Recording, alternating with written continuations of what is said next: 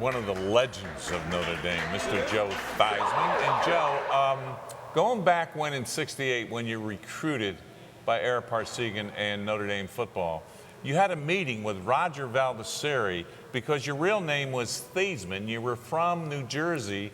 In that meeting, something came out where your name was changed by Roger Valdesari from Theismann to Theismann. Can you get into that detail, please? Sure, Digger, and it's great to be with you guys. Thank you.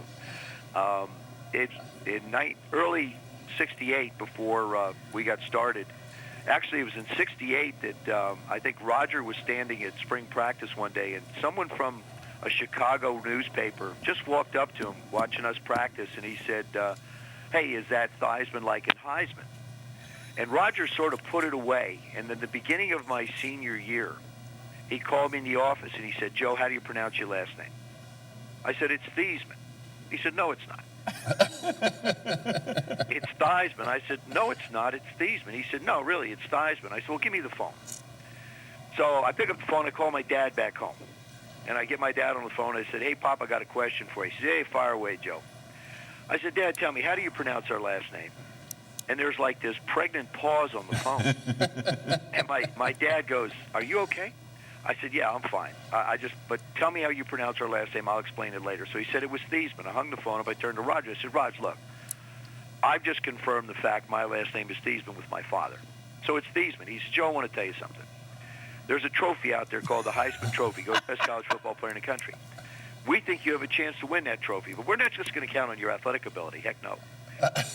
He said, we're not even going to count on the reputation of the University of Notre Dame, but we think by just simply changing the pronunciation of your last name from Theismann to Theismann to rhyme with Heisman, we can get you that trophy. And that's how I became Joe Theismann. And it was funny, about 5 years after that, I was having dinner with my mom and dad, and we were talking about a lot of things. And I turned to my dad over the dinner table. I said, Pop, I got a question for you. He said, fire away, Joe. I said, Dad, tell me, how do you pronounce our last name? He said, it's Theismann. Why you ask? Roger changed the entire family. You changed this community around here, my man. Well, I'll tell you, it was, I think we can look back at different aspects and stages of our life. And for me, the University of Notre Dame, as I get older now, I look back at those years in '67 to '70 when I was at the university and graduating in '71. And just how valuable that time was to me, socially, socioeconomically, physiologically, psychologically. I mean, growing up, one of my roommates, we'd wander over to the Steppen Center and go to a concert. And one night, I think the first concert I ever went to was Neil Diamond. And we were coming back, and it's funny, I don't know why I remember this, but we were coming back, and Steve had a little too much libation, and he decided that he was going to try and tackle a Mack truck in the middle of the road. And I managed to talk him off the road as the truck went by, and I think of a life saved in that instance. But the relationships that we had, the opportunity to play for Ara Parseghian, the friendships that you made, even to this day, I see so many friends. I just saw Tommy Gatewood not too long ago, who I hadn't seen in a number of years, and I still think of Billy Bars and all those guys that I had a chance to be very, very lucky to be part of a football team with. Joe, you've seen a lot of football in your day. You even returned punts, did so many different things. You get a chance to watch this Notre Dame football team as they are now. They're getting a lot of people back, a lot of people healthy, 2 quarterbacks. Your thoughts on the decision of what to do with the quarterbacks this year? Do you go ahead and play them like they did in the LSU bowl game, where you say, hey, let's take the best of both of them here, or do you need to pick a starter? Well, I think, Chris, if you take a look at what Brian's history has been with Tommy Rees and Everett, going back 4 years now almost, Tommy came in the year that Notre Dame went to the national championship game a few years ago against Alabama. Tommy really came in relief in about, I think, 3 football games and performed very well. What we saw against LSU was a combination of 2 extremely talented young men. One hadn't had much experience, another one that had experience but was really coming back after a year being gone. And I told Everett this. I was out a couple weeks ago before the spring game, and I had a chance to visit. I said, I'm very proud of you. A lot of people would have become spiteful, prideful, and said, look, and they would have blamed it on the university. But you were a very accountable young man. You know what you did, and you came back to the University of Notre Dame. And I think, to me, that speaks very highly of him as a person. Malik is he's got the biggest legs I've ever seen other than when I wander through the forest. It's the only time you see legs about as big as Malik's. I mean, he's just an incredible athlete. But Chris, to answer your question, I really think that Brian will probably utilize the skills and talents of both. College football today is different. And you cover the pros, and I love listening to you. And the thing to me is I think you have to do what you feel like is going to give your team the best chance to win. I think if one of them goes on a tear and plays well, I don't think Brian will make switches.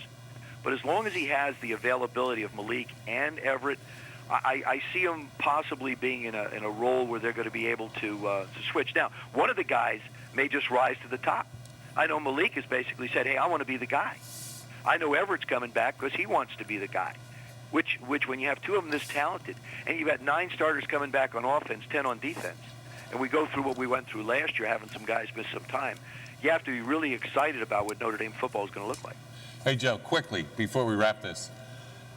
1925, Knute Rockne won against Stanford in the Rose Bowl to win a national championship. 1925. Notre Dame didn't go to a bowl again to 1970, where they lost to Texas. Right. But 1971, Texas had won 30 straight. You're the quarterback for era. You end that streak. We become 22, or number 2 in the country. Nebraska becomes number 1, but Texas falls off. That was the first win in 41 years in a bowl.